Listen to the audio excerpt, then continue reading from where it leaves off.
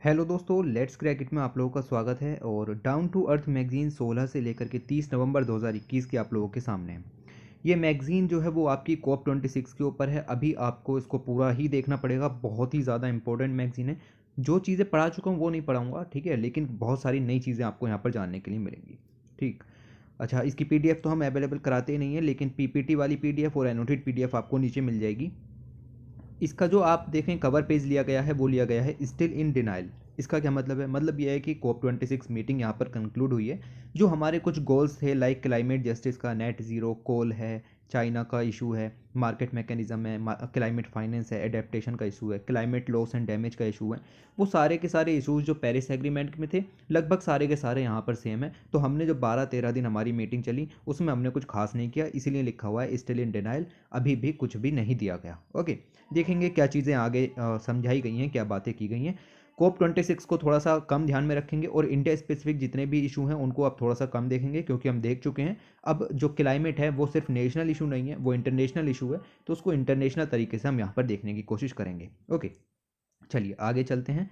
ये लाइक और ये शेयर और ये सब्सक्राइब आपको ज़रूर से करना पड़ेगा। सबसे पहले यहाँ पर लिखा हुआ था पहले ही पेज पर, ग्रेजुएट फ्रॉम किंडरगार्टन डिप्लोमेसी। कहने का मतलब ये है कि जितने भी लोग आपका कोप 26 मीटिंग के अंदर गए वो ऐसे लग रहे थे जैसे बच्चे हों। मतलब उनको क्लाइमेट इमरजेंसी के बारे में चीज़ें समझ में नहीं आ रही, या फिर समझ में आ रही हैं तो फिर वो उसको इग्नोर कर रहे हैं। COP 26 did little to acknowledge that combating climate change requires cooperation at a scale never seen before। हमें इस समय ऐसे कोऑपरेशन की ज़रूरत है, ऐसे सहयोग की ज़रूरत है जो कि हमने कभी पहले नहीं देखा किसी भी मतलब कहीं पर भी ऐसा कोऑपरेशन पहले ना हुआ। मतलब कोऑपरेशन का क्या मतलब है कि क्लाइमेट चेंज से लड़ने के लिए हमें हर तरीके के स्टेक होल्डर्स की ज़रूरत पड़ेगी। हर तरीके के स्टेक होल्डर्स का मतलब ये है कि इंडस्ट्रीज़ हों, कंट्रीज़ हों, प्राइवेट ऑर्गेनाइजेशंस हों, सिविल सोसाइटी ऑर्गेनाइजेशंस हों, एनजीओज़ हों। ओके, सभी की हमें ज़रूरत पड़ेगी, सभी का कोऑपरेशन ज़रूरी पड़ेगा और ये बात आपको यहाँ पर समझनी पड़ेगी। कोप 26 की मीटिंग के अंदर हमें ये चीज़ें नहीं देखने के लिए मिली। डेवलप्ड व डेवलपिंग कंट्रीज़ को यहाँ पर हटा रहे हैं। सिविल सोसाइटी ऑर्गेनाइजेशंस अपने एक्टिविज्म में लगे पड़े हुए हैं। ठीक है, बड़े बड़े जो डेवलप्ड कंट्रीज़ के लीडर्स हैं वो अपनी पॉलिसीज़ लॉन्च कर रहे हैं, डेवलपिंग कंट्रीज़ के अपनी पॉलिसीज़ लॉन्च कर रहे हैं, फाइनेंस देने का कोई नाम नहीं है, वगैरह वगैरह चीज़ें देखेंगे। ओके, तो इसीलिए लिखा हुआ था ग्रेजुएट फ्रॉम किंडरगार्टन डिप्लोमेसी। मतलब अगर इतने बड़े बड़े लोग बैठे हुए हैं बट उनको क्लाइमेट इमरजेंसी का मतलब समझ में नहीं आ रहा है। ओके, ये बात यहाँ पर कहने की हो रही थी। चलिए, ये तो एक तरीके से क्रिटिसिज्म वाली बात हमारी तरफ से यहाँ पर हो गई आर्टिकल की तरफ से। चलिए, क्योंकि हमारे कुछ एजेंडाज थे कोप 26 के, जैसा कि मैंने आपको बताया बहुत सारे एजेंडाज थे। आप देख सकते हैं, कार्बन नेट ज़ीरो करना था, कोल यहाँ पर हमें फेज़ आउट करना था, जो कि फ़ेज़ आउट नहीं किया जा रहा है, उसके जगह पर फेज़ डाउन की बात यहाँ पर चल रही है। चाइना का इशू यहाँ पर था, मार्केट मैकेनिज्म पर फोकस करना था, क्लाइमेट फाइनेंस है, एडेप्टेशन गोल्स का क्या होगा, कुछ भी नहीं होगा, लॉस एंड डैमेज को सॉर्ट आउट करना था और नेचर बेस्ड सॉल्यूशंस लेकर आने थे। ये हमारे कुछ एजेंडाज थे, बट इन एजेंडाज के ऊपर कोई भी बात नहीं हुई। 8 में से 7 एजेंडा ऐसे हैं जिन पर कोई भी प्रोग्रेस देखने के लिए नहीं मिली। सिंपल स्टेटस दिया गया है, this is called status Q. ठीक है, यानी कि कोई प्रोग्रेस नहीं दिखी। जो चीज़ें आपकी पेरिस एग्रीमेंट में थी वही सेम चीज़ें हैं, कुछ बड़ी बातें यहाँ पर नहीं की गई। इन 7 गोल से रिलेटेड एक गोल पर थोड़ी सी प्रोग्रेस देखने के लिए मिली है। ओके, तो ये जो चीज़ें हैं ये इस आर्टिकल के अंदर में यहाँ पर हैं। बाकी देखो, जो भी काम की चीज़ें थी वो आपकी करा दी गई हैं, इंडिया से रिलेटेड या फिर कुछ ग्लोबल मुद्दे थे उनसे रिलेटेड चीज़ें हो गई हैं। अब कोप 26 के ऊपर कितना पीएचडी करोगे? ठीक है, सफिशियंट है ना इतना। चलिए आगे चलते हैं और कुछ अच्छे मुद्दों की तरफ जानते हैं। मैगजीन के अंदर कुछ खास चीज़ें भी निकल करके आएंगे। बहुत अच्छे छोटे छोटे आर्टिकल भी दिए गए थे। लाइक डाइजेस्ट पेज पर अगर हम देखें, यहाँ पर एक आप इमेज देख रहे हैं। इस इमेज के अंदर क्या बनाया जा रहा है? इस इमेज के अंदर बनाया जा रहा है गुड़। ठीक है, ये गुड़ बनाने के लिए शुगर केन को यहाँ पर जलाना पड़ता है। वो पूरी प्रोसेस नहीं जाननी, बट समझो कि शुगर केन को जलाने के लिए ये सब काम विलेज लेवल पर होता है। याद रखना इस चीज़ को, ठीक है। गुड़ बनाने का काम सब विलेज लेवल पर होता है। तो ये विलेज के लोग क्या कर रहे हैं कि गुड़ को, गन्ने को जलाने के लिए, जो शुगर केन है उसको जलाने के लिए, गुड़ बनाने के लिए प्लास्टिक वेस्ट का यूज़ कर रहे हैं। यहाँ पर देखो, बात हो रही है उत्तर प्रदेश के मेरठ की, और मेरठ के अंदर भी एक यहाँ पर गांव है। ठीक है, मैं उत्तर प्रदेश से ही बिलोंग करता हूँ तो मुझे इन चीज़ों के बारे में पता है। और यहाँ पर बेसिकली ऐसा है कि 10 जैगरी मेकिंग यूनिट्स हैं। और ये इस तरीके की जो फैक्ट्रीज़ हैं ये छोटी होती हैं, ये घरों में ही काम हो जाते हैं। ठीक है, एक आपको इस तरीके का जिसको कहते हैं ना, जैसे ईंट बनती है ना, उस तरीके का आपको एक भट्टा यहाँ पर चाहिए होता है, इसको किन कहते हैं शायद, ठीक है।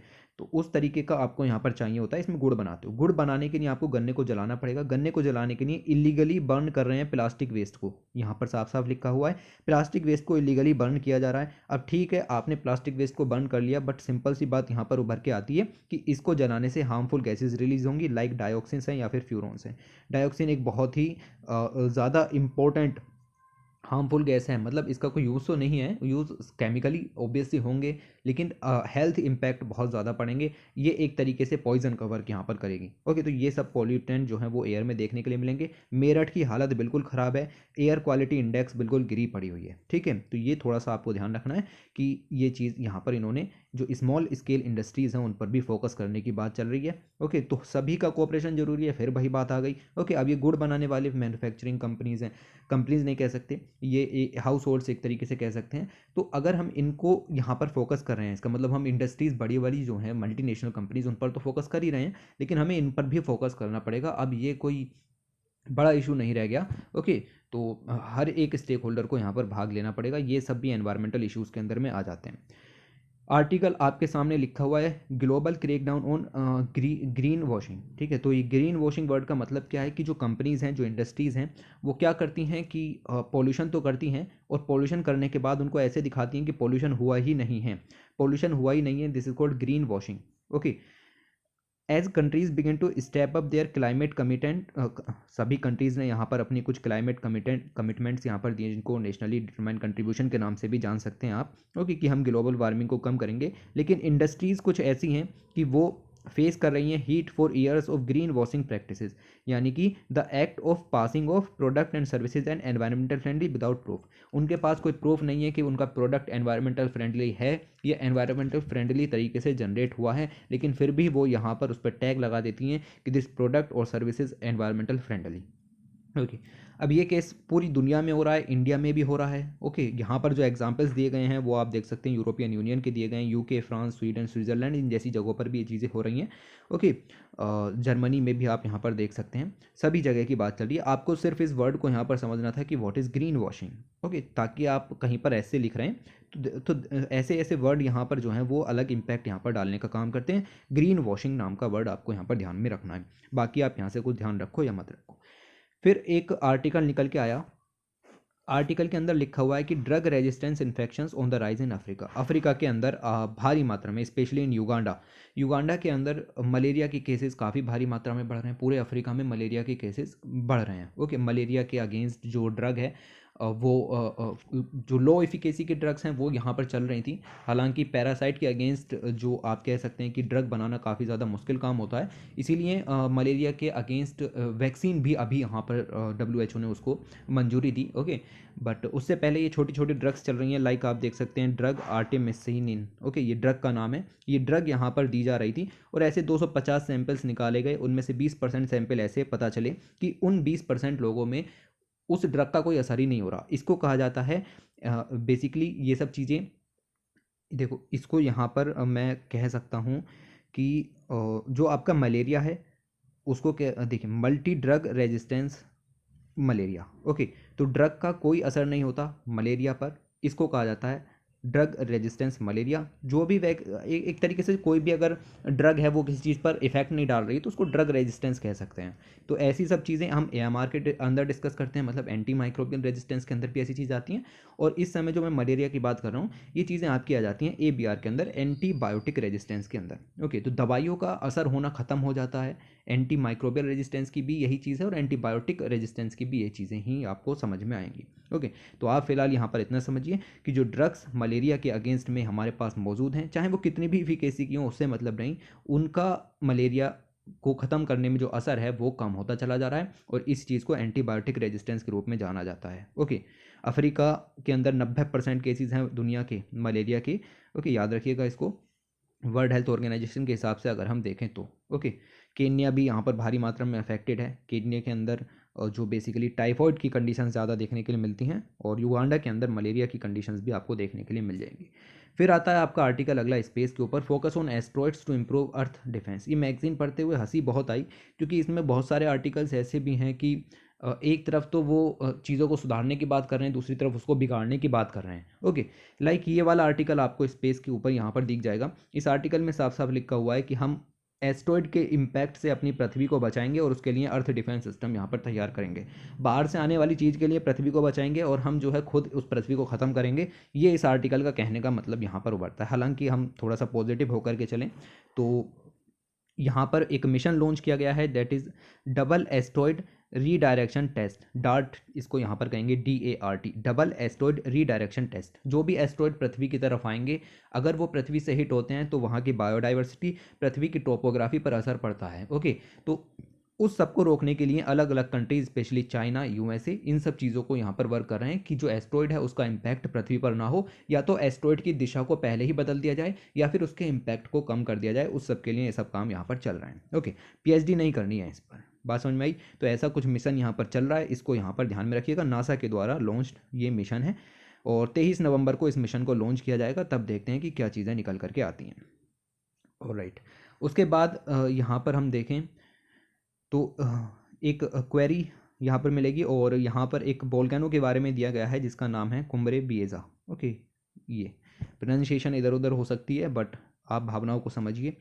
तो ये जो आपका वोल्केनो है ये बेसिकली आपका पड़ता है स्पेन के अंदर कनारी आइलैंड में, और यहाँ पर बेसिकली इरप्ट हुआ सितंबर 19 सितंबर को ये इरप्ट हुआ। लगभग 7,000 लोग जो हैं उनको इवैक्यूएट करना पड़ा और 10 किलोमीटर स्क्वायर का जो एरिया है आइलैंड का उस पर डायरेक्ट असर यहाँ पर पड़ा है। अब देखिए, आपका जो वोल्केनो है वो एक साथ इरप्ट ना हो उसको रोकने के लिए यहाँ पर बॉम्बिंग की जाती है थोड़ी थोड़ी। देखिए, बॉम्बिंग का जो मकसद है बेसिकली वोल्केनो की के अंदर बॉम्बिंग की जाती है जिससे कि जो लावा है वो अब हम जिस दिशा में भेजना चाहते हैं उसी दिशा में जाए। जो रेसिडेंशियल एरियाज़ हैं उधर की तरफ अगर लावा ना आए तो ज़्यादा अच्छा है, दूसरी साइड लावा चला जाए तो चलेगा। ओके, रेसिडेंशियल एरियाज़ में लावा नहीं आना चाहिए, उसके लिए बॉम्बिंग यहाँ पर की जाती है। तो वही सब बॉम्बिंग का काम यहाँ पर करने की बात की जा रही है। लाइक लिखा हुआ है दूसरे पॉइंट में, हु वांट्स टू बॉम्ब कॉम्ब्रे बिएजा। तो ये कुछ स्पेनिश पॉलिटिशियंस वगैरह ये सब इन चीज़ों को करना चाहते हैं, लेकिन कुछ लोग इसको यहाँ पर सपोर्ट भी नहीं कर रहे हैं। ओके, तो ऐसा सब पहले भी किया गया है। Volcanoes have been bombed earlier, इनको पहले भी बॉम्ब्ड किया गया है but only to divert lava flow patterns. तो लावा का फ्लो पैटर्न्स यहाँ पर जो हैं वो उसको चेंज करने के लिए ये सब काम किया जाता है। लाइक मोनालिया आपका इरप्शन यहाँ पर हुआ हवाई के अंदर, तो वहाँ पर हमने इस चीज़ को किया। माउंट एटना में एक्सप्लोजन्स किए गए 1983 के अंदर इटली के अंदर, तो ये सब काम हुए। फिर ग्लोबल लेवल पर कुछ न्यूज़ की बात की जाती है। ग्रीनलैंड की बात करते हैं। ग्रीनलैंड ने यहाँ पर अपना जो है वो इंटेंट दिखाया है कि हम पेरिस एग्रीमेंट को ज्वाइन करना चाहते हैं। 2 नवंबर को इसने बात की। अभी तक इसने पेरिस एग्रीमेंट को ज्वाइन नहीं किया था। पेरिस एग्रीमेंट 2015 में यहाँ पर साइन किया था। नेशन ने कहा कि क्लाइमेट इमरजेंसी की बात है और ग्रीनलैंड को समझ में आया कि what is cooperation in climate emergency, तो उसको यहाँ पर देखते हुए इन्होंने इसको लॉन्च किया है। इन्होंने कहा है कि हम से जितना होगा हम उतना करेंगे और अब हम क्लाइमेट जो आपकी पेरिस एग्रीमेंट है उसको यहाँ पर ज्वाइन करना चाहते हैं। ओके, दूसरी चीज़ यहाँ पर निकल के आती है, एक स्पेशल तरीके की वेल है जिसका नाम है नॉर्थ अटलांटिक राइट वेल्स, और इनकी जो पॉपुलेशन है वो बेसिकली बहुत ही तेज़ी से गिर रही है। 8% यहाँ पर कम हो गई हैं 2020 में। लगभग 366 वेल्स यहाँ पर बची हैं और ये किस लिए हैं? क्योंकि फ़िशिंग एक्टिविटीज़ बढ़ रही हैं। तो सिंपल सी बात है, उन पर थोड़ा सा कर्व करने की ज़रूरत है ताकि इनकी पॉपुलेशन बढ़ सके। अगली खबर यहाँ पर आती है, ऑस्ट्रेलिया के नॉर्दर्न कोस्ट पर एक बेसिकली आइलैंड की कतार आपको मिलेगा कि टोरेस स्ट्रेट आइलैंड्स वहाँ पर मौजूद हैं। उसके रेसिडेंट्स जो हैं, वहाँ पर रहने वाले निवासी जो हैं, उन्होंने क्लाइमेट चेंज से इम्पैक्ट, देखिए सरकार का काम है उनकी रक्षा करना, ठीक है, जो रेसिडेंट आइलैंड पर रह रहे हैं ऑस्ट्रेलिया की सरकार का काम है उनकी रक्षा करना, लेकिन क्लाइमेट चेंज के इम्पैक्ट से वो उनको बचा नहीं पा रही है। तो उन लोगों ने कोर्ट में केस कर दिया है कि हमारी रक्षा नहीं हो पा रही है, और इस तरीके से आपको देखने के लिए मिलेगा कि ये first class action law suit file कर दिया गया है। ओके, ऑस्ट्रेलिया की गवर्नमेंट के अगेंस्ट बाई रेसिडेंट्स। ऑलराइट, तो ये सब चीज़ें भी चल रही हैं। हालांकि ऑस्ट्रेलिया ने अभी अभी अपना नेट ज़ीरो कार्बन इमिशन का टारगेट भी लॉन्च किया है 2050। इंडिया का कितना है? 2070। पंचामृत कॉन्वोकेशन आप यहाँ पर देखेंगे। उसके बाद अगली न्यूज़ आती है, डेमोक्रेटिक रिपब्लिक ऑफ कॉन्गो की बात करते हैं। इन्होंने, ये भी खबर बहुत ही ज़्यादा आपको अच्छी लगेगी, ठीक है, ये भी फिर से बात वही आ गई। कॉन्गो की यहाँ पर सरकार है, उन्होंने कहा है कि जो हमारी लॉगिंग वगैरह होती है, जो कि पेड़ काट करके आप उसको यहाँ पर लॉगिंग करते हो, वो यहाँ पर बैन कर दी गई है। इफेक्ट होगा अक्टूबर 28 से। ओके, अक्टूबर 28 को ये बात इन्होंने कही कि जो एक्सपोर्ट है लॉगिंग के वो यहाँ पर नहीं की जाएगी और जो रेन फॉरेस्ट है उनको अब नहीं काटा जाएगा। ओके, ये बात उन्होंने यहाँ पर कही। साथ ही साथ में दूसरी हंसने वाली बात यह है कि वहाँ के एनवायरमेंटल मिनिस्टर ने जो बैन लगा हुआ था लॉगिंग इंडस्ट्रीज़ के ऊपर, उसको हटा दिया है। और साफ साफ यहाँ पर आप देख सकते हैं, allow companies to clear forest land, ठीक है। और कंपनीज को अलाउ करा है कि फॉरेस्ट लैंड को क्लियर कर सकते हैं। एक तरफ क्या कह रहे हो, दूसरी तरफ क्या कह रहे हो, क्या चल रहा है दुनिया में, ठीक है। ये चीज़ें समझ में नहीं आती, इसीलिए आप जैसा है उसको वैसा ही देख लें। ओके, ये सब लिखा हुआ है। कॉन्गो बेसिन आपको पता है दुनिया के दूसरे नंबर के सबसे बड़े रेन फॉरेस्ट यहाँ पर हैं। लगभग 60% इनमें से कॉन्गो के अंदर ही पड़ते हैं। ओके, तो ये सब पॉइंट यहाँ पर याद रखो। मतलब एक तरफ तो कहा है कि हम जो लॉगिंग एक्सपोर्ट हैं वो यहाँ पर बंद करेंगे, बैन करेंगे। दूसरी तरफ उनको यहाँ पर फॉरेस्ट लैंड क्लियर करने के लिए टेम्पररी बैन जो लगा हुआ था इंडस्ट्रीज़ के ऊपर, उसको हटा दिया। ओके, तो चलता रहेगा। फिर दो खबरें आती हैं। दिल्ली की सरकार ने लॉन्च किया एक वेबसाइट और व्हाट्सअप चैटबॉट जिसका नाम है www.delhifights टाइप की चीज़ें, और ये हैशटैग वगैरह चला करके पॉल्यूशन को यहाँ पर कम करने की कोशिश की जा रही है।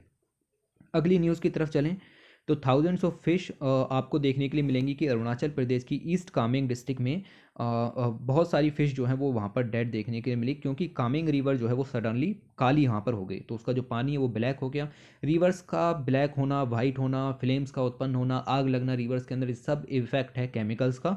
तो जो भी केमिकल्स यहाँ पर हैं, लाइक इनऑर्गेनिक साल्ट है या फिर ऑर्गेनिक मैटर है, ये सब इनकी कमी मतलब इनकी अधिकता के कारण ही रिवर के अंदर ये सब चीज़ें होती हैं। और सिंपल सी बात है कि मराइन इकोसिस्टम पर इम्पैक्ट तो पड़ेगा ही पड़ेगा, ये कोई बताने वाली चीज़ नहीं है।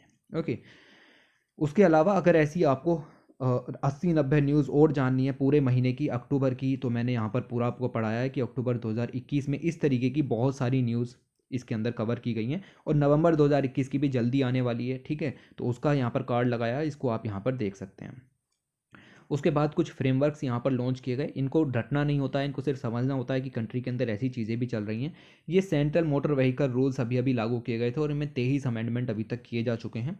इस 23वें अमेंडमेंट के अंदर साफ साफ ये कहा गया है कि जो व्हीकल हैं जो 15 साल से पुराने हो चुके हैं, उनके लिए फ़ीस रजिस्ट्रेशन के रिन्यूअल की जो फ़ीस है उसको बढ़ा करके 8 गुना कर दिया गया है। ओके, क्यों? क्योंकि लोग जो जिनके पास 15 साल से ज़्यादा पुराने व्हीकल्स हैं, वो अगर रजिस्ट्रेशन को रिन्यूअल कराने जाएंगे तो पहले 100 रुपये में हो जाता था, अब 800 में होगा। तो वो कहेगा कि हम नहीं करा रहे, हम नया व्हीकल ही ले लेंगे, ठीक है। तो ये एक तरीके से एनकरेज करेगा phasing out of old polluting vehicle, और नए वाहनों को परचेज करने के लिए इकोनॉमिक एक्टिविटीज़ को भी बढ़ावा मिलेगा।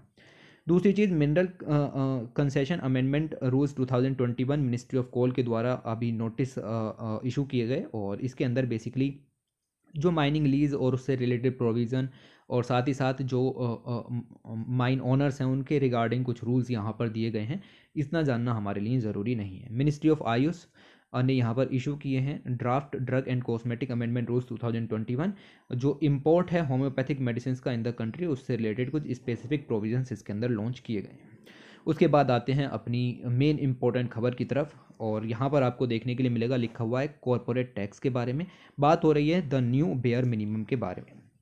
तो दुनिया भर की कंट्रीज़ ने मिलकर के, बेसिकली अगर मैं बात करूं तो G20 कंट्रीज़ ने यहाँ पर आपका एक ग्लोबल मिनिमम टैक्स यहाँ पर लॉन्च किया है। और इस टैक्स के क्या प्रोविजंस हैं, कौन कौन से पिलर्स हैं, हम इस वीडियो में यहाँ पर जानने वाले हैं, क्योंकि आर्टिकल के अंदर दिया गया है। ओके, और हमने पढ़ा भी नहीं है अपनी यूट्यूब चैनल के ऊपर। Okay, the newly agreed global minimum corporation tax किस लिए? टू प्रिवेंट मल्टीनेशनल फर्म्स जो यहाँ पर हैं वो किसी भी तरीके से टैक्स को अवॉइड ना कर सकें, उस चीज़ को रोकने के लिए ये सब काम यहाँ पर किया गया है। वो अपने प्रॉफिट्स पर पूरा का पूरा टैक्स दें, और अगर उनकी फिजिकल प्रेजेंस नहीं भी है तो भी वो यहाँ पर टैक्स दें। ओके, इस चीज़ को मैं अभी समझाता हूँ कि क्या चीज़ें बात की गई हैं।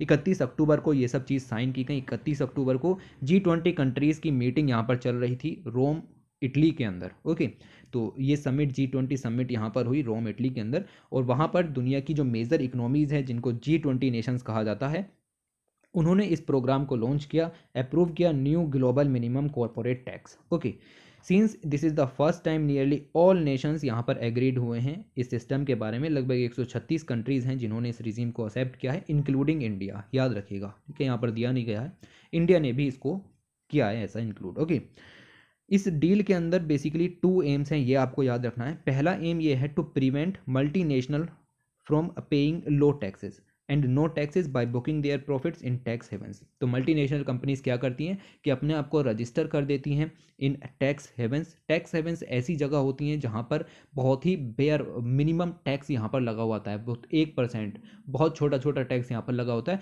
क्यों? क्योंकि इनकी जो ज्योग्राफी है वो बहुत छोटी होती है, ये बहुत छोटे छोटे आइलैंड होते हैं और इनकी जो जितनी भी इकोनॉमी है वो उससे चल जाती है। ओके, तो ये अट्रैक्ट करने के लिए बहुत ही मिनिमम टैक्स रखते हैं, वरना इनके पास वो भी पैसा नहीं आएगा। ओके, अगर हाई टैक्स रखेंगे तो उस सब चीज़ को यहाँ पर रोकना है। टैक्स हेवंस में जो रजिस्टर्ड मल्टीनेशनल कंपनीज हैं, पैसा वहाँ ना जाए, पैसा उस कंट्रीज़ के पास में आए जहाँ पर बेसिकली आपका कमाई हो रही है, जिस कंट्री से आप प्रॉफिट यहाँ पर कमा रहे हो। दूसरा यहाँ पर इफेक्ट है और सेकंड जो आपका एम है वो ये है to make them pay taxes wherever they operate और conduct business in even they do not have physical presence in the country. तो जैसे डिजिटल इकोनॉमी यहाँ पर आप वर्ड की बात कर रहे हो, ओके, लाइक गूगल वगैरह है, उसकी वो ऑनलाइन तरीके से, मतलब इतनी ज़्यादा फिजिकल प्रेजेंस भी नहीं है, उसके बावजूद भी यहाँ पर भारी मात्रा में इंडिया से ही आप लीजिए कि बहुत सारे कस्टमर्स उनके पास यहाँ पर हैं, बहुत सारे के लगभग सारे ही यहाँ पर हैं, तो वहाँ पर भी आपको टैक्स पे करना पड़ेगा।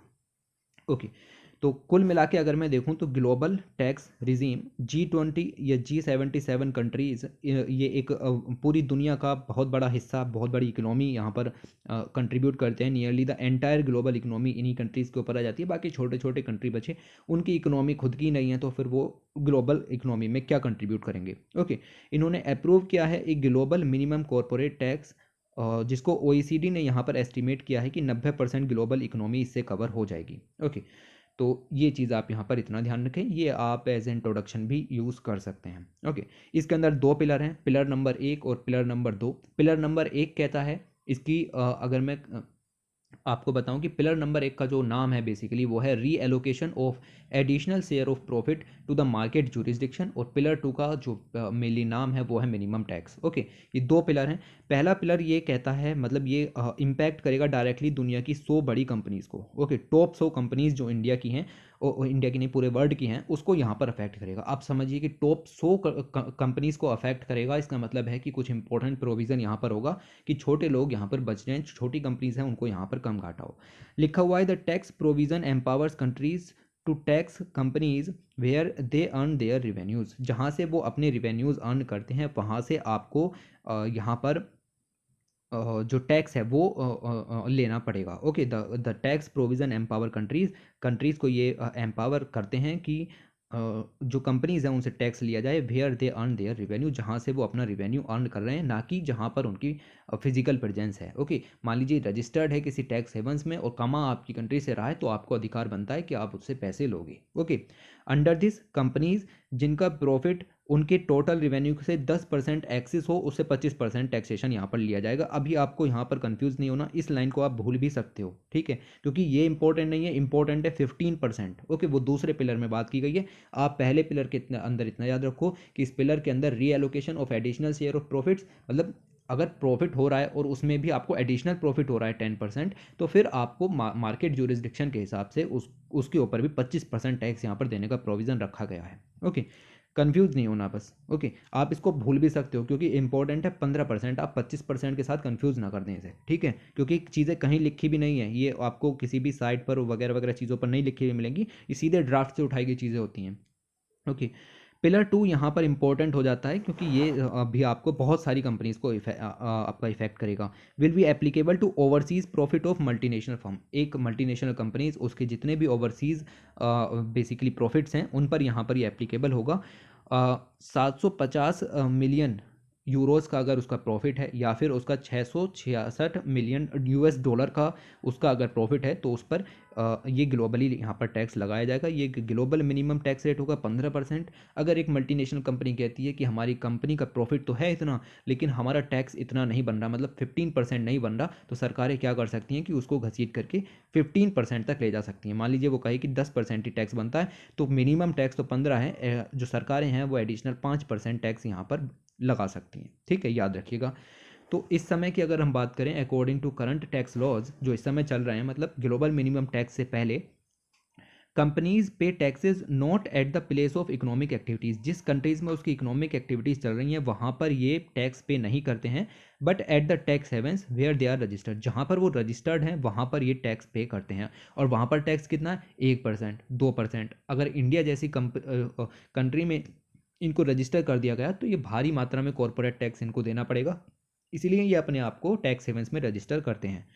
फॉर एग्जाम्पल, एक company might do business in India, एक कंपनी इंडिया में बिजनेस कर सकती है बट वहाँ इंडिया में टैक्स पे नहीं कर रही है क्योंकि वो कहीं और पर रजिस्टर्ड है। ओके, ऑल्सो कॉर्पोरेट हाउसेस पे tax based on overall performance of the groups की ओवरऑल परफॉर्मेंस के बेस पर भी ये धांधली यहाँ पर चल रही थी, इंडिविजुअल बेस पर यहाँ पर नहीं देते थे जिससे कि टैक्स रेट कम से कम देने पड़े। ओके, तो इंडिविजुअल एंटिटी के नाम पर नहीं देते थे, ग्रुप के बेस पर देते थे जिससे टैक्स रेट कम लगे। ये सब कुछ लूप होल्स है, इन सभी लूप होल्स को यहाँ पर सॉर्ट आउट किया जाएगा। IMF इंटरनेशनल मॉनेटरी फंड ने यहाँ पर एस्टिमेट किया है कि अगर ये आपने टैक्स यहाँ पर लगा दिया तो लगभग $200 बिलियन आप यहाँ पर सेव कर पाओगे। और कुछ कंट्रीज़ तो ऐसी हैं जिनमें $600 बिलियन तक का इजाफा देखने के लिए मिल सकता है उनकी रिवेन्यू में।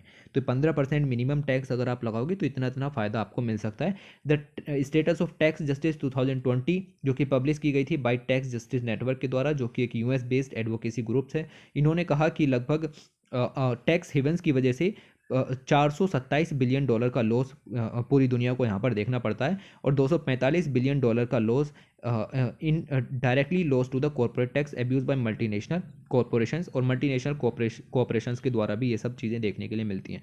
फिर से बता रहा हूँ, डाटा की तरफ मत जाइए, IMF का डाटा थोड़ा सा याद रखिए, और ये सब डाटा याद रखने की भी ज़रूरत नहीं है। आपको अंदाज़ा हो गया ना, अब $400 लिखो यहाँ, $500 लिखो ऐसे में, या $600 लिखो, उससे कोई फ़र्क नहीं पड़ता। आपको सिर्फ एक डाटा यहाँ पर प्रोवाइड कराना है, वो भी एस्टिमेट रूप में। ओके, तो ये एस्टिमेटेड है सब चीज़ें। ऑलराइट, तो आप अपनी तरफ से भी लिखो, लाइक IMF के अनुसार इतना पैसा यहाँ पर बचेगा। आपके पास आइडिया आना चाहिए ये लिखने का, वो ही बहुत है। आपको लिखते वक्त ये चीज़ समझ में ही नहीं आएगी कि हमें ये भी लिखना है। ठीक है, टैक्स जस्टिस नेटवर्क, जहाँ भी टैक्स की बात हो रही है टैक्स जस्टिस नेटवर्क को घुसा दो। ठीक है, ये अलग ही इम्पैक्ट डालती हैं चीज़ें। अब डाटा की तरफ मत भागो कि टैक्स जस्टिस नेटवर्क ने इतना कहा है, IMF ने इतना कहा है। ओके, अच्छा, ये तो काम अब हुआ है। इससे पहले ही एक आपका ऑर्गेनाइजेशन है जिसका नाम है OECD, इसने अपना प्रोग्राम 2013-15 में ही लॉन्च कर दिया था। इसका नाम है base erosion and profit shifting action plan. UPSC इस पर PT में क्वेश्चन पूछ चुकी है कि ये किसके अंदर में आता है, OECD के अंदर में आता है, लिखा हुआ है। ओके, तो ये प्रोग्राम है, इन्होंने यहाँ पर पहले ही लॉन्च कर दिया था। OECD aims at reducing profit sharing between places of registration, जहाँ पर रजिस्ट्रेशन किया हुआ है और जहाँ पर रियल इकोनॉमिक एक्टिविटीज़ चल रही हैं उनको डिस्टिंग्विश करने के लिए ये काम यहाँ पर किया गया था, base erosion and profit shifting का। तो इन्होंने पहले से ही भांप लिया था कि हाँ ये गड़बड़ें चल रही हैं, और अब हमें G20 के अंदर देखने के लिए मिला कि ये सब काम यहाँ पर किए गए। ओके, ये चीज़ आपको यहाँ पर समझनी थी। और ग्लोबल मिनिमम टैक्स के अंदर सफिशिएंट है, आप बहुत इजीली 250 वर्ड का ऐसे यहाँ पर लिख पाओगे, कोई बड़ी दिक्कत नहीं होगी। ओके, अगले आर्टिकल की तरफ चलते हैं। और अब जितने भी आर्टिकल थे वो सारे के सारे COP26 से रिलेटेड थे, क्योंकि हमारी कवर स्टोरी इसी चीज़ के ऊपर मेनली फोकस थी, तो हम वही करेंगे। आपकी जो मेन वीडियो थी वो तो मैंने आपको चैनल पर डाल ही दी है। ओके, जिसमें भी प्रोग्राम और नेशनली इंटरनेशनली गोल्स यहाँ पर थे। कुछ ऐसी चीज़ें हैं जो कि आपको यहाँ पर पता होनी चाहिए। लिखा हुआ क्या है, लिखा हुआ ये है कि शुरू में इंट्रोडक्शन दिया गया था। आलोक शर्मा, आपको पता हो तो प्रेसिडेंट रहे हैं आपके जो आपकी UNFCCC की COP26 हुई, इसके प्रेसिडेंट आलोक शर्मा ही थे। ये जब इन्होंने यहाँ पर ग्लासगो क्लाइमेट पैक्ट, एक चीज़ यहाँ पर निकल के आई, ग्लासगो क्लाइमेट पैक्ट, इसके बारे में मैंने आपको नहीं बताया, मैं इसके बारे में बता देता हूँ। ये बेसिकली फाइनल डॉक्यूमेंट है, और इसके ड्राफ्ट यहाँ पर लॉन्च किए गए। जब पहला ड्राफ्ट डाला गया तो कंट्रीज़ ने इसको साइन नहीं किया, दूसरा डाला गया तो अभी नहीं साइन किया, लेकिन जब इसका तीसरा ड्राफ्ट यहाँ पर डाला गया और उसके प्रोविजंस कंट्रीज़ को अच्छे लगे तो इन्होंने यहाँ पर इसको साइन किया। लगभग 200 कंट्रीज़ ने इसको यहाँ पर साइन किया। तो आलोक शर्मा जी ने यहाँ पर काफ़ी ज़्यादा प्रशंसा भी की, और ये भी कहा कि मैं माफ़ी भी चाहता हूँ, लिखा हुआ है कि I am deeply sorry. Okay, क्योंकि अलग अलग रीजंस हैं, क्लाइमेट इमरजेंसी से हमें लड़ने के लिए और ज़्यादा जो मदद है उसकी ज़रूरत थी, और ज़्यादा कोऑपरेशन की ज़रूरत थी। इसीलिए उन्होंने इस बात को यहाँ पर कहा कि जो भी कुछ हम यहाँ पर प्रेजेंट कर रहे हैं, मतलब जितना भी ग्लोबल क्लाइमेट पैक्ट हमने यहाँ पर लॉन्च किया है, ये अपने आप में एक डॉक्यूमेंट है। ओके, इसके अंदर लिखी हुई चीज़ें हैं कि कौन सी कंट्री कितना काम करेगी, या फिर हमें ओवरऑल कंबाइंड रूप से क्या क्या काम यहाँ पर करने हैं। ओके, तो इन्होंने यहाँ पर बताया कि जितना भी हम कर रहे हैं वो बिल्कुल भी सफिशिएंट नहीं है, बट हम फिलहाल इतना कर सकते हैं। ओके, ये बात इन्होंने कही। अब इन्होंने ये बात कही, और इंडिया के जो आपके एनवायरमेंटल मिनिस्टर हैं भूपेंद्र यादव, उन्होंने यहाँ पर कहा कि कोल को हम फेज़ आउट जो है वो नहीं करेंगे, हम उसको फेज डाउन करेंगे, मतलब पूरी तरीके से ख़त्म नहीं करेंगे, हम उसको कम करने की कोशिश करेंगे। तो ये बात थोड़ी सी यहाँ पर आपको पता होनी चाहिए कि ये बात उन्होंने कही। तो इंडिया जो है वो कोल को फेज़ आउट नहीं करेगा, फेज़ डाउन करेगा। जितनी भी कंट्रीज़ हैं वो सभी की सभी यही कह रही हैं कि फेज़ आउट नहीं करेंगे, फेज़ डाउन करेंगे। एक दो कंट्री को आप छोड़ सकते हैं, वो भी यूरोप की। ओके, तो ये सब चीज़ें आपकी यहाँ पर है। COP26 यहाँ पर आपकी 31 अक्टूबर से शुरू हुई, 12 नवंबर को ख़त्म हो गई थी। लगभग 14 दिन का ये काम आपका यहाँ पर चला। Alright, okay. उसके बाद अगर हम यहाँ पर देखें, ग्लासगो क्लाइमेट पैक्ट के बारे में मैंने आपको बताया। थर्ड ड्राफ्ट यहाँ पर प्रेजेंट किया गया था और थर्ड ड्राफ्ट जो है वो यहाँ पर एक्सेप्ट किया गया। तो ये सब चीज़ें चल रही हैं। उसके बाद यहाँ मैगज़ीन के अंदर एक ख़ास चीज़ दी गई थी कि हमारे कुछ एजेंडाज थे और उन एजेंडा के ऊपर क्या जो लक्ष्य हैं वो COP26 के अंदर लिए गए, क्या वो पास हुए, क्या वो फेल हुए, उनका लक्ष्य क्या रहा, इस चीज़ के ऊपर बात हो रही है। सबसे पहली बात की जा रही है, हालांकि मैं इसको थोड़ा सा आपको पहले भी बता चुका हूँ इससे पिछली मैगज़ीन में, बट यहाँ पर डिटेल में चीज़ें दी गई हैं, एक बार डिस्कस करके छुट्टी करते हैं। ओके, क्योंकि मैगज़ीन में और कुछ है नहीं, बस यही चीज़ें हैं। ओके, तो क्लाइमेट जस्टिस की बात यहाँ पर हुई। पहला हमारा जो एजेंडा था, जब मीटिंग शुरू नहीं होने वाली थी उससे पहले, मीटिंग शुरू होने से पहले हमारा लक्ष्य था कि क्लाइमेट जस्टिस के ऊपर कुछ काम यहाँ पर होना चाहिए। क्लाइमेट जस्टिस बहुत ही एक इम्पॉर्टेंट टर्म है और ये जो टर्म है बेसिकली डेवलप्ड और डेवलपिंग कंट्रीज़ को अलग करती है। जो डेवलप्ड वर्ल्ड है उन्होंने काफ़ी भारी मात्रा में पोल्यूशन किया और हिस्टोरिक इमिशंस उनके ही नाम है। ओके, और जो आपके डेवलपिंग कंट्रीज़ हैं उन्होंने अभी हिस्टोरिक बेसिकली इमिशंस इतने नहीं किए हैं कि उनका इंडस्ट्रियल रेवोल्यूशन या वो डेवलप्ड कंट्रीज़ की कगार में आके खड़े हो सकें। तो ये जो टर्मिनोलॉजी है इसको क्लाइमेट जस्टिस कहा जाता है कि जस्टिस डेवलपिंग कंट्रीज़ के साथ होना चाहिए। ओके, तो हमारा एजेंडा ये था कि COP26 के अंदर जो हिस्टोरिकल इमिशंस हैं उन पर फोकस किया जाना चाहिए था। और जो आपके पेरिस एग्रीमेंट के अंदर बात हुई थी, like common but differential responsibility की, ओके, CBDR की यहाँ पर बात हुई थी, उसको भी फोकस रखना चाहिए। जो 70% इमिशंस करते हैं दुनिया के, जो टॉप 7 कंट्रीज़ हैं प्लस चाइना, उन पर फोकस किया जाना चाहिए था। और ये जो मौकरी यहाँ पर की जा रही है, किसकी, कॉमन बट डिफरेंशिएटेड रेस्पॉन्सिबिलिटी की, पुअर नेशंस के साथ, उसको यहाँ पर हमें कम करना चाहिए था। ये सारे काम एजेंडा 1 के अंदर में होने चाहिए, लेकिन COP26 के अंदर में ऐसा कुछ नहीं हुआ। इसीलिए आप यहाँ पर देख सकते हैं साफ साफ लिखा हुआ है फेल्ड। ओके, तो क्लाइमेट जस्टिस के ऊपर कुछ खास बातें यहाँ पर नहीं हुई। What happened at COP26, civil societies और एक्टिविस्ट इन्होंने डिस्कशंस को रोकने की कोशिश की।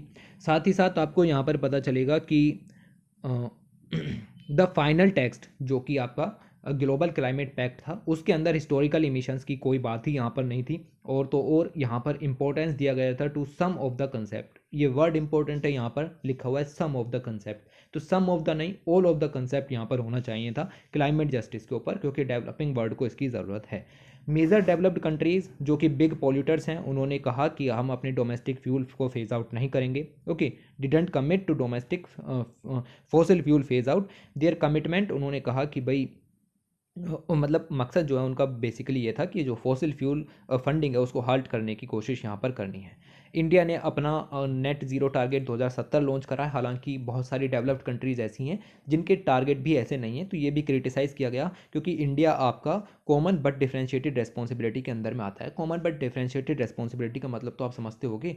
इसका मतलब ये है कि हमारे गोल्स तो कॉमन है, हमें क्लाइमेट चेंज से लड़ना है, बट अलग अलग तरीके से लड़ना है। जो डेवलप्ड कंट्रीज़ हैं उनको पहले लड़ना है और जो डेवलपिंग कंट्रीज़ हैं उनको बाद में लड़ना है। यानी गोल कॉमन है लेकिन डिफरेंट तरीके से हमें लड़ना है। ओके, तो ये चीज़ सब पेरिस एग्रीमेंट की चीज़ें हैं, ये सब ठीक है, आपको पता होनी चाहिए थी। 5-6 साल हो चुके हैं इन चीज़ों को। 6 कंट्रीज़ ऐसी हैं जिन्होंने अपने NDCs उनको अपडेट किया है। ओके, सिर्फ 6 कंट्रीज़। इंडिया से भी उम्मीद थी कि वो अपने NDCs को अपडेट करेगा, लेकिन हमने अपने NDCs को अपडेट नहीं किया है। ओके, तो ये सब चीज़ें आपको यहाँ पर देखने के लिए मिलेंगी। कुल मिला के हमारा जो क्लाइमेट जस्टिस का टारगेट था वो फेल हुआ, एजेंडा 1 फेल हुआ। दूसरा एजेंडा था net zero targets. Net zero targets यहाँ पर आपके लॉन्च किए गए। जितने एमिशंस आप कर रहे हो उतना आपको सिक्वेस्ट्रेशन भी करना है ग्रीन हाउस गैसेस का। इसको लेकर के यहाँ पर क्या क्या बातें चली। नॉट नेट ज़ीरो, हमारा जो एजेंडा था वो ये था कि आप नेट ज़ीरो की तरफ फोकस मत करो, क्योंकि नेट ज़ीरो एक एम्बिशियस चीज़ है। उसको करने के लिए आपको फिर अपने जो बाकी की इकोनॉमिक एक्टिविटीज़ हैं उनको स्लो डाउन करना पड़ेगा। ओके, तो आप नेट ज़ीरो मत करो। आप क्या है कि 2030 तक इमिशंस को कट करो, जितना हो सके 2030 तक उसको कट करने की कोशिश करो। ये उम्मीद की जा रही थी 7 कंट्रीज से जो कि हिस्टोरिकल इमिशंस जिन्होंने किए हैं like US, UK, European union, Russia, Japan, Australia, Canada. Okay, साथ ही साथ एक कंट्री चाइना, जो कि आपका इस समय दुनिया का सबसे बड़ा ग्रीन हाउस गैस का प्रोड्यूसर है, उससे भी ये उम्मीद की जा रही थी कि इन चीज़ों पर फोकस यहाँ पर करेंगे।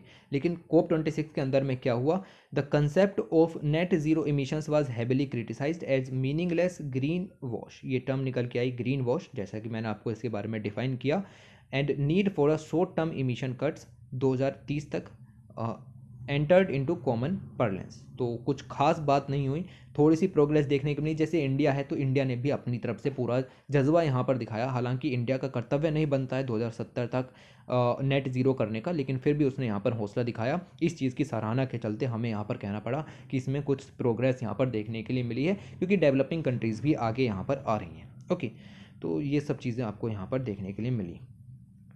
तीसरी चीज़ है कोल। ओके, तो कोल हमें यहाँ पर वही ख़त्म ही करना है बिल्कुल पूरी तरीके से। उम्मीद की जा रही थी कि कोल, जो कि डेवलप्ड नेशंस को तो अब बिल्कुल भी ज़रूरत नहीं होनी चाहिए इसकी, डेवलपिंग कंट्रीज़ को ज़रूरत है। Developing countries still need it for economic growth, लेकिन डेवलप्ड कंट्रीज़ को ज़रूरत नहीं है, तो डेवलपिंग कंट्रीज़ को इसको बंद कर देना चाहिए। लेकिन बात वही है कि डेवलप्ड कंट्रीज़ भी यहाँ पर कदम नहीं उठा रही हैं। देखो, लिखा हुआ है सम प्रोग्रेस। सम प्रोग्रेस का मतलब है कि कुछ लोगों ने तो कुछ बातें कही होंगी। लगभग 29 कंट्रीज़ ऐसी हैं जिन्होंने कहा है कि हम ऑयल है, गैस है, कोल है, इनके लिए पैसा अब नहीं देंगे, इनका अब जो उत्सर्जन है वो भी यहाँ पर नहीं किया जाएगा, उनका यूज़ भी नहीं किया जाएगा 2022 तक। ये बात यहाँ पर की गई, इसलिए लिखा है हमने सम प्रोग्रेस। ओके, और इंडिया की अगर हम बात करें तो इंडिया ने लास्ट मिनट के इंटरवेंशंस पर ये कहा कि हम कोल को फेज़ डाउन नहीं करेंगे, सॉरी, हम फेज़ डाउन करेंगे, फेज़ आउट नहीं करेंगे। ओके, तो फिर भाई इंडिया तो डेवलपिंग कंट्रीज़ है, तो हम इसको सपोर्ट भी कर सकते हैं बात को। हमने कम से कम फेज़ डाउन करने की बात तो कही, हमारा तो कर्तव्य वो भी नहीं बनता। फिर दूसरी तरफ आर्ग्यूमेंट आता है कि कर्तव्य देखने की बात नहीं है, हमें पूरी दुनिया को इस टाइम बचाने की ज़रूरत है, तो कॉमन चीज़ यहाँ पर हमें देखनी पड़ेगी। आपको फेज़ आउट करना चाहिए था, भले ही आप डेवलपिंग कंट्रीज़ क्यों ना हो, ठीक है, क्योंकि इस समय दुनिया को इंटरनेशनल कोऑपरेशन की ज़रूरत है, तो आप ये वॉर में नहीं पड़ सकते, ठीक है। तो ये दोनों आर्ग्यूमेंट हैं कि भाई इकोनॉमिक ग्रोथ नहीं होगी वगैरह वगैरह चीज़ें, ये सब भी आपको पता होना चाहिए। उसके बाद इशू आता है चाइना का। चाइना की अगर हम बात करें, लगभग 33% इमिशंस यहाँ पर कर रहा है, कार्बन बजट इसका 33% है। पिछले अगर हम डिकेड में देखें, पिछले 10 सालों में यहाँ पर देखें, और इस समय दुनिया का लार्जेस्ट इमीटर भी यहाँ पर है। तो ये क्या है कि चाइना आपका डेवलपिंग कंट्रीज़ की आड़ में यहाँ पर छिपा हुआ है, दिखाता है कि हम डेवलपिंग कंट्रीज़ की श्रेणी में आते हैं, लेकिन प्रोडक्शन भारी मात्रा में यहाँ पर हो रहा है। एक तरीके से डेवलप्ड कंट्री यहाँ पर बन चुका है। ओके, बट पता है कि अगर एक बार डेवलप्ड कंट्री बन गया तो सब उल्टा हो जाएगा, जहाँ से पैसा आ रहा है वहाँ से आएगा नहीं, और उल्टा देना पड़ेगा, ठीक है। China will not be carbon neutral unless it curbs it coal power production. ये बात हमें यहाँ पर करनी चाहिए थी, हमारा एजेंडा था। ओके, और हालांकि चाइना ने ये भी कहा है कि हम अपने कोल फायर्ड पावर प्लांट जो है उनको बंद करेंगे, लेकिन फिर पता चलता है कि अपना जो अपना अरुणाचल प्रदेश के ऊपर का इलाका है, वहाँ पर ये सब चीज़ें चल रही हैं। Okay, what happened at COP26। China के प्रेसिडेंट तो वहाँ पर गए भी नहीं, ठीक है, समिट को अटेंड भी नहीं किया। तो ये दिखाता है कि भाई कितना ज़्यादा आप देख रहे हो कि जो टारगेट्स हैं उनके अगेंस्ट बिल्कुल भी चिंता नहीं है। ओके, हालांकि जब US प्रेसिडेंट जो बिडेन वगैरह ने कहा तो वो यहाँ पर आए। Okay, made a surprising joint declaration with the US के साथ एक डिक्लेरेशन भी उन्होंने साइन की। इन्होंने कहा कि 2020 लिखा हुआ है कि which mentions enhanced climate actions for near term ambition in 2020 and reducing methane emissions के ऊपर भी बात की उन्होंने। The announcement lacks specific commitment and firm deadlines. तो किसी तरीके की कोई कमिटमेंट नहीं, कोई डेडलाइन नहीं, ऐसा नहीं दिख रहा था कि विश्वास के साथ कर देंगे, बस बोल दिया, ठीक है, आप समझते हैं इस चीज़ को। फिर वही बात है कि फेज़ डाउन करने की बात की गई है, फेज़ आउट करने की बात नहीं की गई है। फिर एक गोल आता है आपका agenda number 5, market mechanism and nature based solutions. Market mechanism, इसके अंदर हमारा एजेंडा था कि must be transformational action not cheap credits. जो आप क्रेडिट सिस्टम यहाँ पर अपनाते हो कि मतलब एक कंपनी है, वो तो यहाँ पर प्रोडक्शन करे चले जाएगी, ठीक है, वो तो यहाँ पर आपका उत्सर्जन करती रहेगी, ग्रीन हाउस गैसेज वातावरण में जाती रहेंगी, कार्बन डाइऑक्साइड का उत्सर्जन होता रहेगा, वो कम करने का काम नहीं करेगी। कम करने के नाम पर क्या करेगी कि कहीं और पर प्लांट लगा देगी और वहाँ से उसको खरीद लेगी, ठीक है, ये काम यहाँ पर होगा। मान लीजिए कि कोई फार्मर है या फिर कोई है, उसकी ज़मीन पर आपने यहाँ पर पेड़ वगैरह उगा दिए, वो पैसे का लेन देन हो जाएगा। ओके, तो पैसा ही चीज़ नहीं, रेस्पॉन्सिबिलिटी भी कोई चीज़ यहाँ पर बनती है। ठीक है, तो ये चीज़ आप यहाँ पर समझो कि वो उस पर फोकस नहीं करेंगे, वो सिक्वेस्ट्रेशन करने पर फोकस नहीं करेंगे, ना ही टेक्नोलॉजी ऐसी लाएंगे। वो क्या करेंगे, पैसे देंगे और कार्बन क्रेडिट खरीद लेंगे। कार्बन क्रेडिट का मतलब है कि किसी और ने कार्बन को सिक्वेस्ट्रेशन किया है और आपने उसका जिम्मा ले लिया, मतलब आपने उसका क्रेडिट यहाँ पर ले लिया। ठीक है, तो ये काम यहाँ पर होगा। ये चीज़ इसको रोकना था। COP26 के अंदर देख सकते हैं स्टेटस क्यों है, कोई बड़ी बात नहीं हुई है। कंपनीज वही सिंपल सी चीज़ निकल के आती है कि ग्रीन वॉशिंग यहाँ पर चल रही है। और the draft text emphasis the importance of protecting, conserving and restoring nature and ecosystem. हालांकि ग्लोबल फॉरेस्ट डिक्लेरेशन भी यहाँ पर साइन हुई है। लगभग 100 से ज़्यादा कंट्रीज़ ने 2030 तक डिफॉरेस्टेशन वगैरह को रोकने के लिए भी यहाँ पर वर्क किया है। ओके, लेकिन फिर भी हम कहेंगे कि ये सब चीज़ें स्टेटस क्यों के अंदर ही हैं।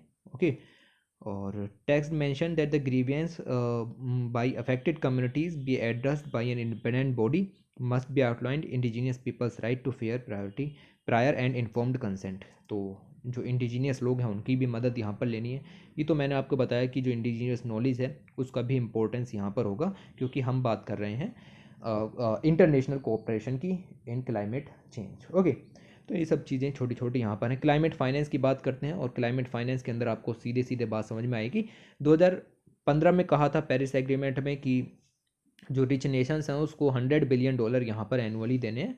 2025 तक ये बात यहाँ पर चल रही थी, और डेवलपिंग कंट्रीज़ को ये चीज़ें देनी थी। हालांकि जो मनी का फ्लो है वो बिल्कुल भी अच्छा नहीं था। सिर्फ जर्मनी, नॉर्वे और स्वीडन ही यहाँ पर अपने शेयर यहाँ पर पे कर रहे थे डेवलपिंग कंट्रीज़ को। बाकी कंट्रीज़ का कोई भी फोकस यहाँ पर नहीं था। ठीक है, तो क्लाइमेट फाइनेंस होना बहुत ही ज़रूरी था। इस चीज़ के ऊपर यहाँ पर बात होनी थी, लेकिन कोई ख़ास बात यहाँ पर नहीं हुई है। ओके, तो COP26 के अंदर में थोड़ी सी बातें यहाँ पर की गई, लाइक डेवलप्ड कंट्रीज़ को चाइना को इंक्लूड करना चाहिए और अपनी डोनर बेस को भी इम्प्रूव करना चाहिए। लेकिन जो डेवलप्ड कंट्रीज़ हैं उन्होंने इस बात को नहीं सुना। उन्होंने कहा कि हम 100 बिलियन से एबव जो है वो यहाँ पर नहीं देंगे। हालांकि ये 100 बिलियन बढ़ना चाहिए था। ओके, और the final text express deep regret over the failure of developed countries to deliver their 100 billions. तो ये बात भी की गई। जब ग्लासगो क्लाइमेट पैक्ट यहाँ पर लॉन्च किया गया तो उसमें साफ साफ ये बात कही गई कि भाई जो डेवलप्ड कंट्रीज़ हैं उन्होंने पिछले सालों में अपने $100 बिलियन यहाँ पर नहीं दिए हैं। तो ये बहुत ही गलत बात है और हम इसके लिए डीपली रिग्रेट करते हैं। ओके, बट ये मनी यहाँ पर जाना चाहिए था, और इस चीज़ के ऊपर भी बात हुई। फिर बात आती है एडेप्टेशन गोल। तो सिंपल सी बात है, इसमें भी कोई यहाँ पर प्रोग्रेस नहीं हुई। एडेप्टेशन तब होगा जब मनी होगा और टेक्नोलॉजी होगी। ठीक है, मनी प्लस टेक्नोलॉजी यहाँ पर होनी चाहिए। तो जो डेवलप्ड वर्ल्ड है वो आपका मनी तो देने के लिए तैयार है, लेकिन टेक्नोलॉजी आसानी से प्रोवाइड नहीं कराई जाती। ठीक है, ये चीज़ भी ध्यान रखो। The ever increasing adaptation cost has outpaced the flow of funds to developing countries. The global goal on adaptation needs more than networking and information, it need finance. Okay, तो बात मनी की भी यहाँ पर हो रही है। Okay, What happened at COP26 created a 2-year work programme यहाँ पर लॉन्च किया है। जितने भी एडेप्टेशन के गोल्स हैं पूरी दुनिया में उनकी प्रोग्रेस को यहाँ पर मापने के लिए ये सब काम किया जाएगा। और साथ ही साथ अगर हम बात करें कि एडेप्टेशन के लिए जो क्लाइमेट फाइनेंस दिया जाना था उसका 50% भी यहाँ पर ऐसा कुछ नहीं हो रहा है। बेसिकली एडेप्टेशन गोल्स के लिए एक प्लान यहाँ पर होना चाहिए, और उस प्लान का मतलब ये है कि आप एक एजेंसी बनाओ लाइक IMF, और उसमें आप सभी कंट्रीज़ पैसे यहाँ पर दें। ठीक है, सभी कंट्रीज़ की यहाँ पर है कि वो पैसे यहाँ पर दें, और पैसे देने के बाद जिस कंट्री में भी क्लाइमेट से रिलेटेड कुछ होता है उस कंट्री को वो पैसा यहाँ पर अवेलेबल करा दिया जाए। ये सब चीज़ें वैसे लॉस एंड डैमेज के अंदर भी आ जाती हैं। ओके, ये सब चीज़ें सेम ही हैं।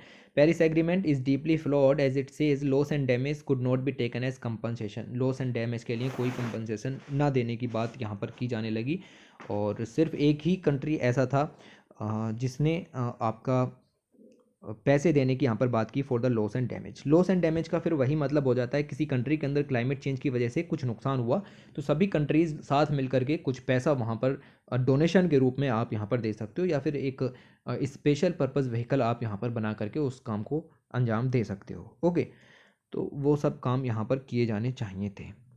EU and US close to the idea of separate loss and damage funds. Only Scotland ने कमिट किया है कि वो 2 बिलियन जो यूरो है वो यहाँ पर देने की बात की गई है उसके द्वारा। Okay, for loss and damage. बाकी किसी कंट्री के अलावा नहीं बात की गई है। आप डैमेज फंड यहाँ पर बना सकते हो, climate loss and damage fund के नाम से आप उस फंड को तैयार करें। किसी भी कंट्री में कोई आपदा यहाँ पर आती है तो आप उसको यहाँ पर सप्लाई कर सकते हैं। उसके बाद आगे चलते हैं, और ये कुछ चटपटी खबरें यहाँ पर आपको मिल जाएंगी कि बनारसी पान को जीआई टैग मिलना चाहिए या नहीं मिलना चाहिए। उसके लिए डिमांड यहाँ पर चल रही है, बट कुछ इश्यूज उभर के आते हैं।